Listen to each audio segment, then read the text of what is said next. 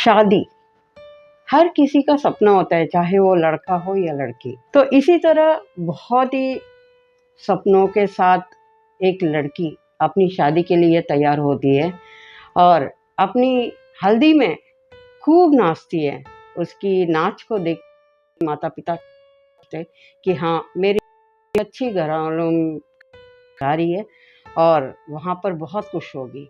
यह सोचकर माँ बाप भी खूब सारा पैसा खर्च करते हैं उस लड़की की शादी में। महज 18 दिन में उस लड़की का जो 100 साल का जो सपना है, मेरे पति के साथ मैं ऐसे रहूँगी, मेरा घर ऐसे बसाऊँगी, मैं ऐसा करूँगी, वैसा करूँगी, ये सारे 18 दिन में ख़त्म हो जाते हैं। वो लड़की उस जगह पहुँच जाती है जहाँ से कभी वापस नहीं आ पाई। तो दोस्तों, ये कहानी है अंजलि नाम की एक दुल्हन की, जो शादी के सिर्फ 18 दिनों में उसका मौत हो जाता है। और मौत किस तरह हुआ, वो सुनकर भी, किस लिए हुआ, वो सुनकर भी हमें दिल दहला देता है। ये लड़की की शादी होती है 21 मई 2023, 21 मई 23 को हुआ था। तो ये लड़की का जो शादी, जो लड़का का उसे कर रहा था, उसका नाम है विक्रम। विक्रम इंदौर से बिलोंग करता है। उस लड़की का शादी धूमधाम से करने की पूरी कोशिश चलती है। हल्दी का दिन होता है, अच्छा खासा फंक्शन होता रहता है। लेकिन अचानक लड़के के माँ बाप ने शादी करने से इनकार कर देते हैं और शादी इस समय पर रुक जाना हर किसी के लिए तकलीफ़ की बात है। तो शायद लड़की का पापा पूछते हैं कि क्या कमी हो गई, क्या है बताइए। तो कमी तो कुछ भी नहीं हुई, लेकिन आशा बोलते हैं ना, आशा का कभी अंत नहीं होता। जो लोग दहेज की बहुत ज़्यादा आशा करते हैं, वो लोगों का आशा कभी ख़त्म नहीं होता।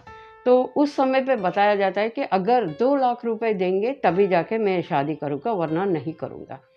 तो अब शादी, अगले दिन शादी है, कुछ किया नहीं जा सकता। अगर शादी रुक जाएगी तो बहुत बदनामी होगी, लड़की की ज़िंदगी बर्बाद हो जाएगी। यह सोचकर लड़की के पापा ने जैसे तैसे भाइयों से, फ्रेंड्स से, हर किसी से थोड़ा सा मदद लेकर जैसे तैसे 2 लाख रुपए दूल्हे की फैमिली को पहुंचा देते हैं। तो शादी भी धूमधाम से हो जाती है। लड़की को इस चीज़ का कोई खबर नहीं है और लड़की भी खुश, दूल्हे के साथ खूब नाचती है। यहाँ पे अजीब बात यह है कि दूल्हा भी खूब नाचता है। और अजीब क्यों है, आपको ये कहानी के आगे पता चल जाएगा। विक्रम जैसे शादी हो जाता है, शादी होने के बाद वहाँ का जो माहौल है वो थोड़ा ठीक नहीं रहता है।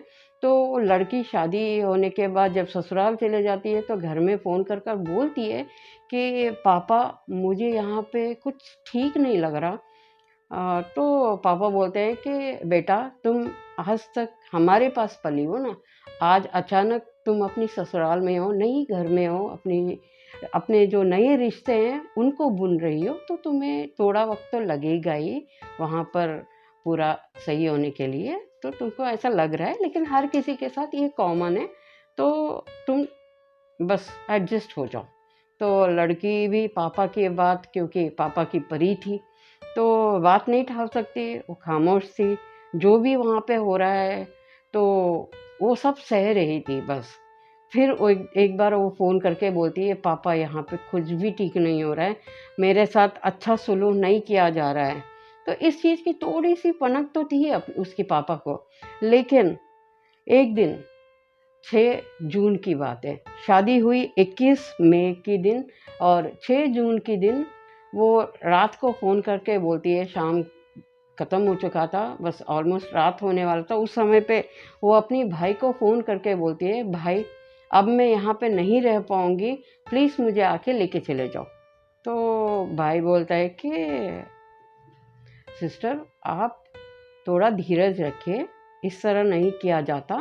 अगर मैं अभी अचानक आके लेके जाऊँगा तो ये उन लोगों का मर्यादा का खिलाफ है, तो हम ऐसा नहीं कर सकते। आप एक काम करो, चलो आपको लग रहा है कि आप वहाँ पे नहीं रह पा रहे, आपको तकलीफ़ हो रही है, आप आराम से सो जाओ, मैं कल आऊँगा, आकर मैं आपको आपकी सास-ससुर से परमिशन लेकर, आपके पति से परमिशन लेकर मैं घर लेके आता हूँ, फिर बैठ के बात करेंगे। तो लड़की जैसे-जैसे वो बोलती है, "ठीक है भैया, आ जाओ, प्लीज़ जल्दी आ जाओ।" तो उस रात को क्या होता है कि बस वही वहाँ पे अक्सर लड़ाई होता रहता था। लड़ाई इसलिए होता है कि उसको और पैसे चाहिए। जैसे कि अब ये लड़की एक एटीएम मशीन है और वो मशीन से पैसे देने वाला उसका पापा है। इस तरह उसकी कहानी हो चुकी थी। लड़की बार-बार इस चीज़ को झेल रही थी, लेकिन इसको विस्तार से उसने अपनी माँ-बाप को क्लियरली नहीं बताया था कि इस तरह की बातें होती हैं।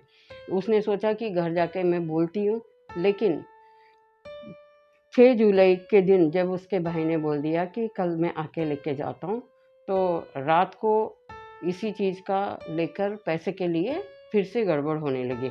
तो अगली सुबह जैसे ही उसके भाई आते हैं, इतने में देखता है कि घर के अंदर जो बेडरूम है, वहाँ पे कुछ लफड़ा जैसा हो रहा है, मतलब चिल्लाना, चीखना, रोना, इस तरह की आवाज़ें आ रही हैं। तो वो भाग के दरवाजे के पास आता है, तो वो देखता है कि उसकी जो बहन है, उसकी जो सिस्टर है, वो खून से लथपथ है, खून से पड़ी हुई है।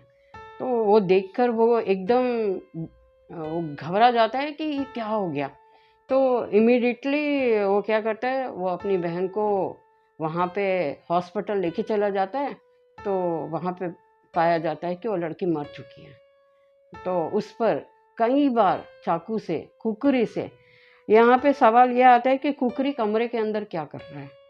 चलो, इसके बारे में हम बाद में बात करते हैं। लेकिन उसके ऊपर, उसके गले के ऊपर, उसकी छाती के ऊपर, उसके पेट के ऊपर, उसके जिस्म में बहुत सारी जगहों पे कई बार वार किया हुआ घाव पूरे पाए जाते हैं उस लड़की के पोस्टमार्टम में।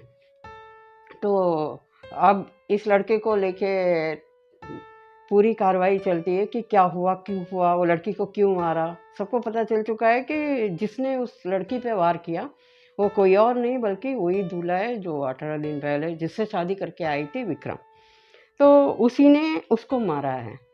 तो तब जाके पुलिस पूछताछ जब करती है, तो वो एक बार बोलता है कि मेरी शादी के 5 दिन के बाद मेरी जॉब चली गई और मैं खुद ही किसी और के कंधों पे पल रहा था। मैं इसको कहाँ से पालता, इसीलिए मार दिया।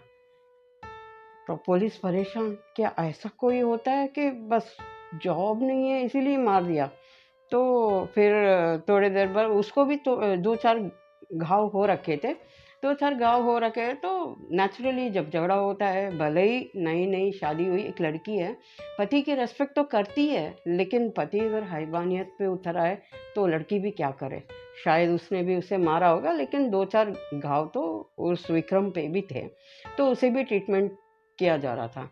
तो पुलिस पूछती है कि ये कोई जवाब नहीं है, सही सही बताओ कि क्यों मारा उसने उसको?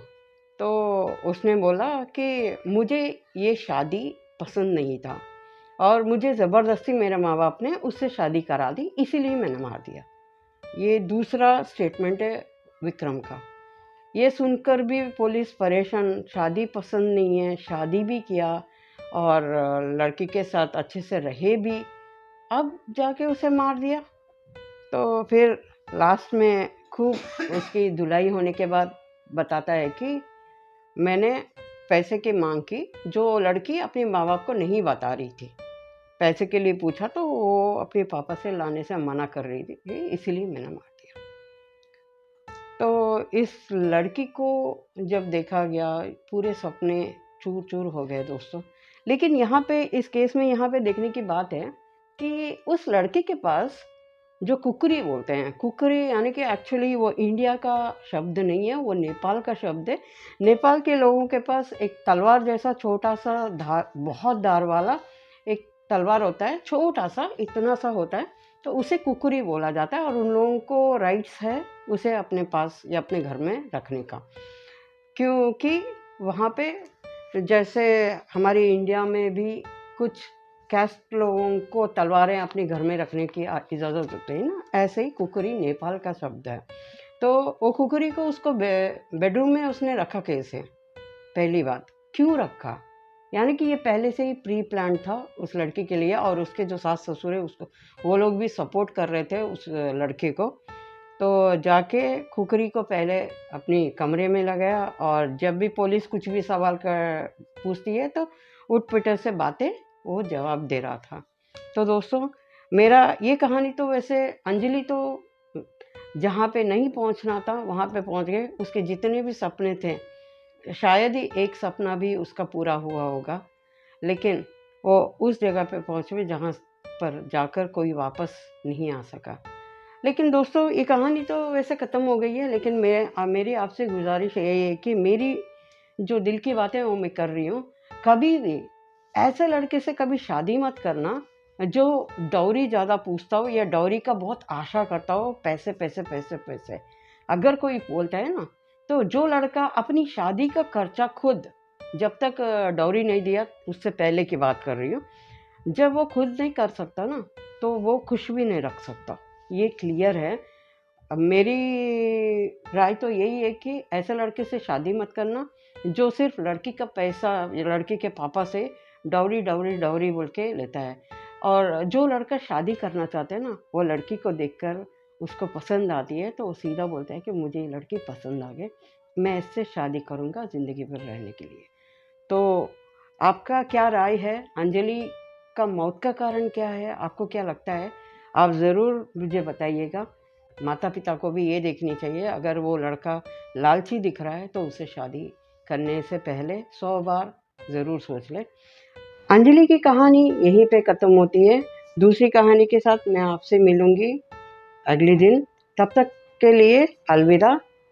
चैनल को सब्सक्राइब करना ना भूलें। Thank you.